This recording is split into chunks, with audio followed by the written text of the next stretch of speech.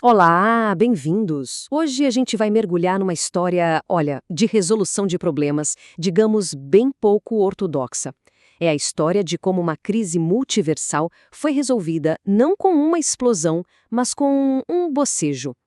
Tudo começou numa manhã que parecia até normal demais. A TARDIS 42, que já era famosa por ser instável, fez uma coisa que ninguém, mas nem bem mesmo esperava.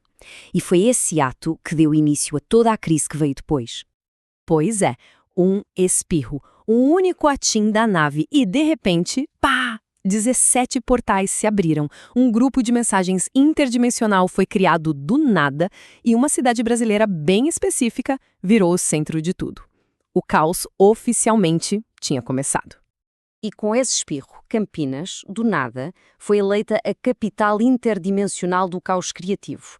Para lidar com essa confusão toda, esse espirro cósmico juntou uma equipe, olha, uma equipe perigosamente incompatível. E o primeiro a dar as caras, claro, foi o Rick Sanchez, já com um copo de alguma coisa radioativa na mão. Para ele, o facto de tudo começar em Campinas não era surpresa nenhuma. É o típico especialista cínico que sempre espera o pior, né? E para equilibrar esse cinismo todo, entra em cena o doutor, cheio de idealismo, gravata borboleta e tudo mais. A primeira reação dele? Tentar botar um pingo de ordem nessa bagunça que estava para começar. Só que a resposta do Rick foi na lata, né? E esse diálogo já mostra tudo, captura perfeitamente o conflito principal da equipe, o idealismo do doutor contra o pragmatismo caótico do Rick. É essa dinâmica que vai definir a crise toda. E aí, lá do cantinho mais sombrio da sala, vem a estratégia mais inesperada de todas. O Andinha Adams, com aquele desprezo que só ela tem, sugere uma tática que ninguém, absolutamente ninguém, tinha pensado: usar a apatia como arma. E para completar esse circo todo, quem mais aparece? Nikola Tesla, já reclamando da tecnologia, claro. Do lado dele, Henrique Hermético, anotando tudo em códigos que ninguém entende. E o Vitor, sempre pragmático, já pensando se aquilo ali rende conteúdo. Pronto, a equipe está formada. Beleza, equipe reunida. E aí chega a primeira ameaça. Um tal de mensageiro do caos. Só que o cara já chega tropeçando, atrasado. E assim, visivelmente despreparado porque estava esperando por ele. A batalha nem tinha começado e a Wandinha já estava com a vantagem psicológica toda na mão. O mensageiro, coitado, esperava gritos, pânico, e em vez disso, ele começa a suar frio. Ele claramente não estava pronto para esse tipo de recepção. Aí, o Henrique resolve entrar na briga. Como? Combatendo o caos com mais caos. Só que um caos burocrático. Ele começa a despejar um sistema de regras tão, mas tão complexo que o próprio mensageiro do caos fica perdido e chega a perguntar se aquilo cai no vestibular. É genial. O Rick, óbvio, tinha que tentar ajudar. O resultado? Bom, a TARDIS 42 vira uma sequência de cenários absurdos. De repente é uma lan house dos anos 2000, depois um bar de karaokê interdimensional e até um boteco de Campinas. O Tesla fica chocado e só consegue dizer: eu não inventei nada disso. Então, com os planos convencionais e os não convencionais também, falhando de forma espetacular, o doutor respira fundo.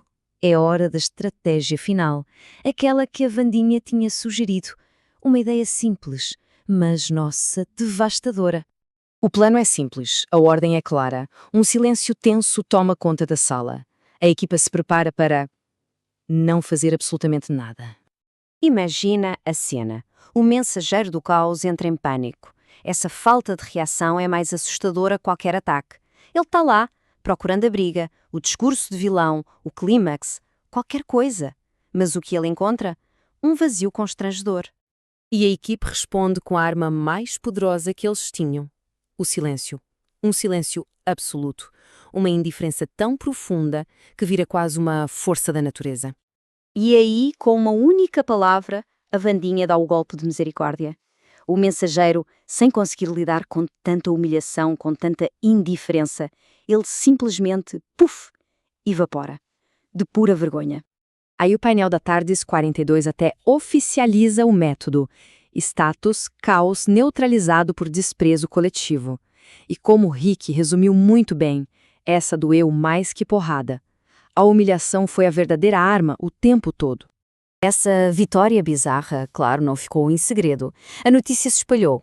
E agora, a gente vai ver como os outros vilões reagiram a essa tática nova e, para eles, bem perturbadora. De repente surge um holograma. E lá estão os 8 mensageiros do caos que sobraram. Mas em vez de planear um ataque, eles estão tipo numa reunião corporativa, com um cafezinho, ar-condicionado, tudo, discutindo o que deu errado. O problema para eles era fundamental. A equipa da TARDIS 42 simplesmente não segue as regras. O líder dos mensageiros chega a reclamar que o ambiente em Campinas é hostil demais. Porquê? Porque os heróis usam ironia. Aí a votação é unânime, retirada estratégica. Por vergonha. E aqui está a confirmação oficial da TARDIS 42, para fechar com chave de ouro. A vitória foi registada, não por uma batalha, mas por um abandono em massa do inimigo. A razão oficial? Vergonha. Olha, nunca uma vitória tão anticlimática foi tão eficaz. Enquanto isso, Campinas volta ao seu nível normal de caos, sem nem fazer ideia do apocalipse que foi evitado. E a Wandinha resume tudo perfeitamente.